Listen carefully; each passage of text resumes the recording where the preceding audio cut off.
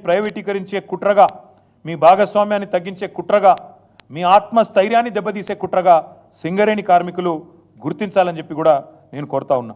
మరి చివరగా నేను ముగించే ముందు చేసే విజ్ఞప్తి ఒకటే, మేము తప్పకుండా సింగరేణి కార్మిక సోదరులను కోరుతా ఉన్నాం, మీ ఎమ్మెల్యేలను కలవండి.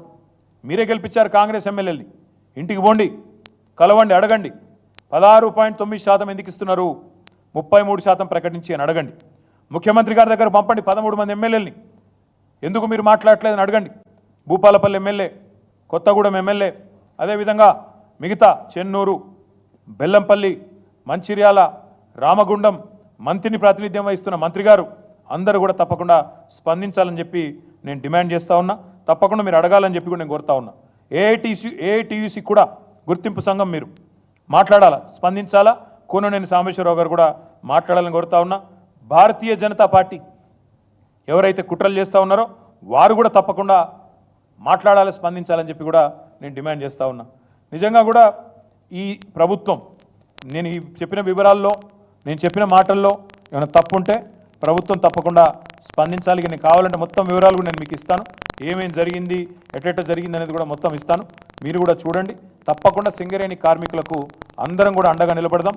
మేము కూడా మా బొగ్గుగని కార్మిక సంఘాన్ని కూడా నేను మాట్లాడి తప్పకుండా కార్మికులకు సంఘీభావంగా అండగా నిలబడాలని చెప్పి కూడా వారికి కూడా విజ్ఞప్తి చేస్తూ, మీడియా మిత్రులకు కూడా విజ్ఞప్తి, ఈ మోసాన్ని, ఈ కుట్రని, సింగరేణిని ప్రైవేట్ పరం చేసే ఒక ఆలోచన విధానం ఏదైతే ఉందో దీన్ని తిప్పికొట్టే క్రమంలో మీరు కూడా south India's largest company Singareni, దాన్ని కాపాడుకోవాల్సిన విషయంలో మీరు కూడా కలిసి రావాలని చెప్పి కూడా మనస్ఫూర్తిగా మిమ్మల్ని కూడా ప్రార్థిస్తా ఉన్నా. Thank you.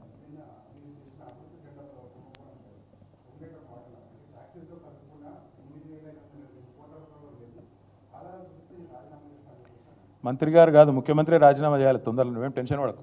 నాకు తెలిసి పొంగులేటి గారు మొత్తానికి సీఎంని ఫిక్స్ చేసేందుకు ఫిక్స్ అయినట్టున్నాడు. ఎందుకంటే రెండు విషయాలు క్లియర్ బ్రదర్. ఒకటి, ఈ ప్రభుత్వానికి చట్టాలు తెలిసినట్లు లేవు, చుట్టరికాలు కూడా తెలిసినట్లు లేవు. భార్య తమ్ముడు తప్ప ఆయన బావమరిది కాదంటాడు. భార్య తమ్ముడు ఏమవుతాడు తమ్మి, నీకు బావమరిదే కదా తమ్మి. మరి నేను అదే అన్నా, ముఖ్యమంత్రి గారి బావమరిది అని నేను చెప్పిన, ఆశ్రిత పక్షపాతం అని చెప్పిన, ఆఫీస్ ఫర్ ప్రాఫిట్ అనే నిబంధన ఉందని చెప్పిన. అది ఎవరో తెలియదు, ప్రివెన్షన్ ఆఫ్ కరప్షన్ యాక్ట్ మీ రాజీవ్ గాంధీ తెచ్చిండు 1988లో తెచ్చిన చెప్పిన. సెక్షన్ 7, 11, 13 3 చదివి వినిపించిన.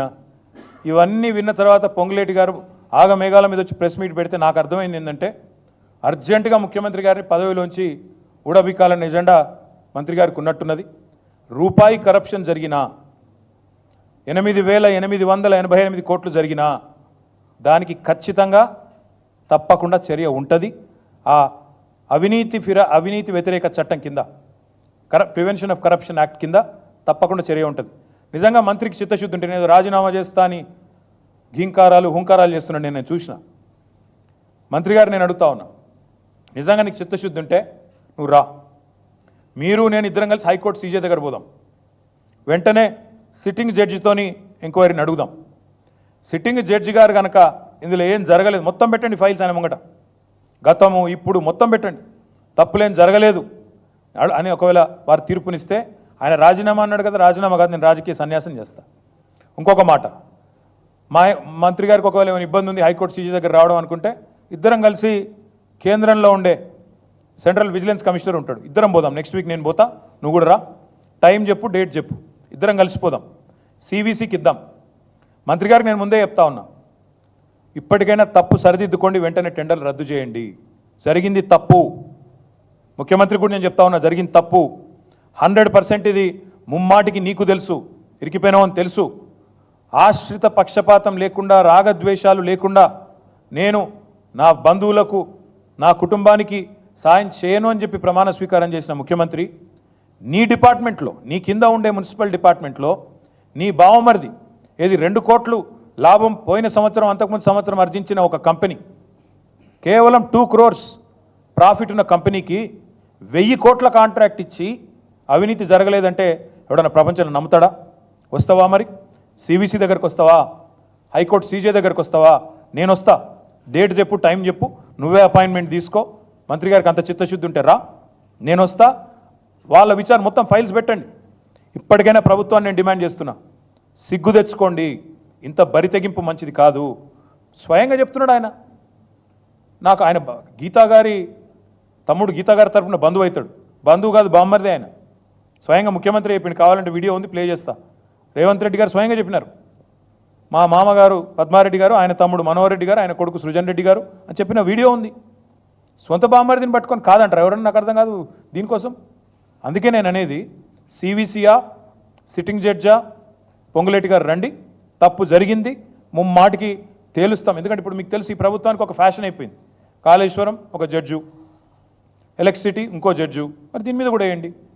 ఇప్పటికైనా ముఖ్యమంత్రికి నేను చెప్తా ఉన్నా, జరిగిన తప్పు ఒప్పుకోండి, టెండర్లు రద్దు చేయండి, మీరు వెంటనే ప్రాయశ్చిత్తం చేసుకోండి, లేకపోతే తప్పకుండా మీ పదవి ఊడుతుంది.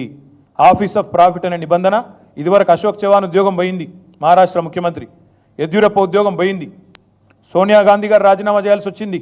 మీకు కూడా తప్పదు, మీరు దొరికిపోయినారు. సరే, మంత్రి గారు హుంకారాలు గింకారాల గురించి, కొడంగల్ లిఫ్ట్ గురించి మళ్ళీ రోజు మాట్లాడతా, చాలా ఉంది చెప్పాల్సింది. ఎట్లా ఎల్ఎన్టీని డిస్క్వాలిఫై చేశారు,